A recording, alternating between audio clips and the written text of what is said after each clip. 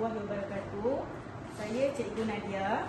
Okey, tajuk inovasi PDP saya iaitu mengenal pasti kata kunci menggunakan teknik KFC. Okey, kita pergi pada slide yang pertama.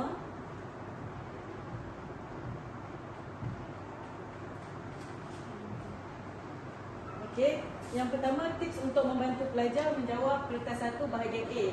Saya hanya fokus kepada kertas 1 bahagian A, iaitu 30 markah. Yang pertama, pelajar perlu mengetahui dan memahami format penulisan karangan. Okey, seterusnya pelajar juga perlu menjawab satu tema saja dalam soalan bahagian A. Oleh itu, setiap tema perlulah dikuasai oleh pelajar. Maksudnya ada 18 tema yang perlu pelajar kuasai.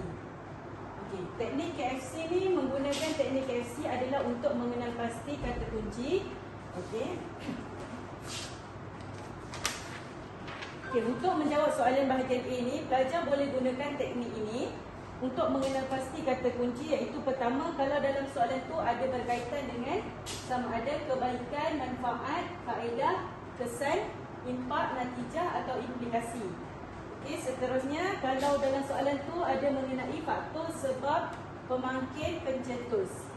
Dan akhir sekali, sama ada dalam soalan tersebut menerangkan tentang cara, usaha, langkah, prakarsa, manhaj dan uslub yang terdapat dalam bahan stimulus. Pelajar boleh gunakan teknik ini untuk mengenal pasti kata kunci dengan lebih mudah.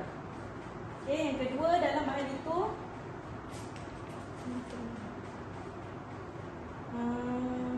teknik KFC ini boleh dijadikan alat untuk mengenal pasti kata kunci dalam karangan bahagian A. Pelajar boleh mengaplikasikan teknik ini semasa hendak menulis karangan. Okey, seterusnya contoh soalan. Okey, contoh soalan yang diberi ialah maklumat di bawah berkaitan dengan patriotisme dalam jiwa masyarakat. Uraikan pendapat tentang semangat patriotik. Okey, maksudnya pelajar boleh melihat sama ada soalan yang dinyatakan dalam bahan 1, iaitu seperti dalam bentuk petikan, bahan 1 dalam bentuk petikan, manakala bahan 2 dalam bentuk lirik lagu. Okay. Selepas itu, pelajar itu boleh mengaitkan bahan dengan kata kunci tersebut. Sebagai contoh, dalam bahan 1, kata kuncinya adalah masyarakat akan berpecah belah.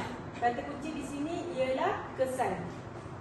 Okay, manakala untuk bahan 2, kata kuncinya ialah bersatu, berpadu tenaga. Kata kuncinya adalah cara. Okay, selepas pelajar sudah mendapat kata kunci, barulah boleh membuat rangka karangan. Okay, contoh kat sini tema dia ialah patriotik. Maksudnya maklumat yang berkaitan mestilah tidak boleh simpang daripada patriotik ni. Nah. Okey.